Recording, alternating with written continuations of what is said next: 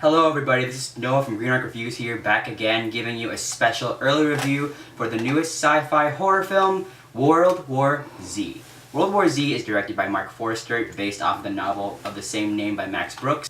World War Z follows Jerry, this guy who's played by Brad Pitt. He was a former retired UN employee who suddenly leaves his wife and children to safety so he could be able to find a cure for this current zombie pandemic going on around the world. Now, back in 2011, this is when I first heard about this new movie, World War Z. I was interested in it because I'm a big fan of Brad Pitt, as well as, zombies, which are big nowadays, especially with Walking Dead and other movies going on. So I was naturally intrigued. But then, of course, production problems came along with, the budget going over too much and also many production delays in filming, and also that just kind of really brought me down in my interest or excitement.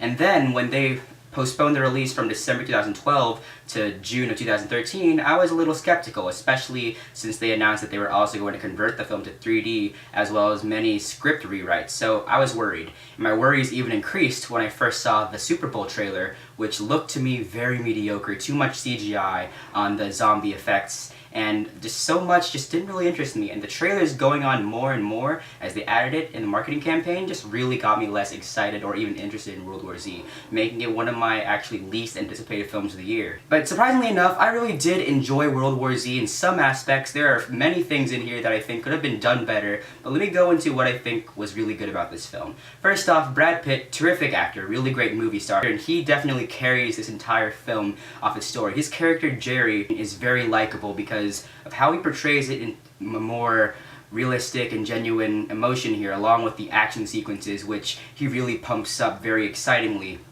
And he also gives a nice charisma that gets you interested in his character the entire time. I was really in for his character, and I really hoped that he was going to find this cure as the film was going on.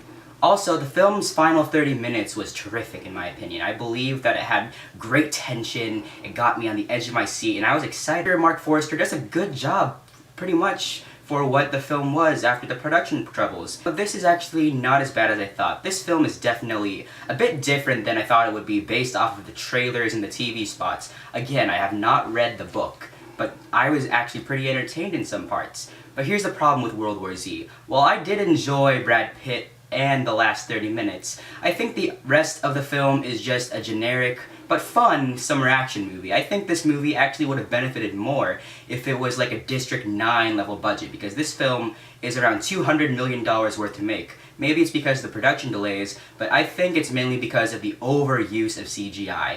In this film, the zombie effects that are actually practical with the actual humans, what is not being piled around, I thought was very interesting and very well done. The zombies look realistic and actually pretty scary at some parts. But when it actually shows the big special effects money shots that they show in every single trailer and even poster, that was where the film kind of felt less interesting, because you could tell that all of those zombies were just CGI effects, which really brought down the actual excitement or investment that I could have had with the rest of the story. Also, while I thought Brad Pitt and his character was interesting throughout, I think the rest of the actual supporting cast and characters weren't as interesting, and I wasn't really invested with them. The only other characters I was actually invested with were his wife and kids, but they're not really in this movie as much, so that kind of pulls them out of the picture and only leaves Brad Pitt as the only character you are following throughout that you're actually caring for. I think this film could have benefited more from a smaller scale kind of film, with a story that I've got from here, having not read the book, would have benefited more if it was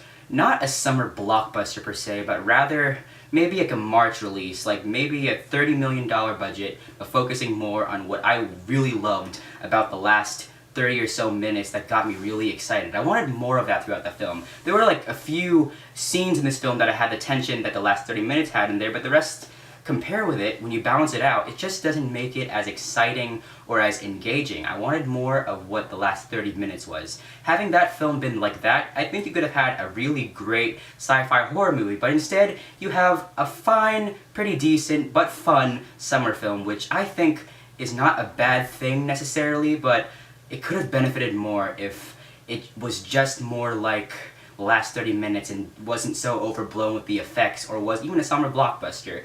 That being said, World War Z is a fun time, and I'd say if you want to go see it, at most, see it at a matinee, but mainly for Brad Pitt and the last 30 minutes, which was really exciting. I'd say it's a fun movie overall, but nothing I would really go rush my way out to see it again. I did enjoy it very much enough to give it a 3.5 out of 5 though.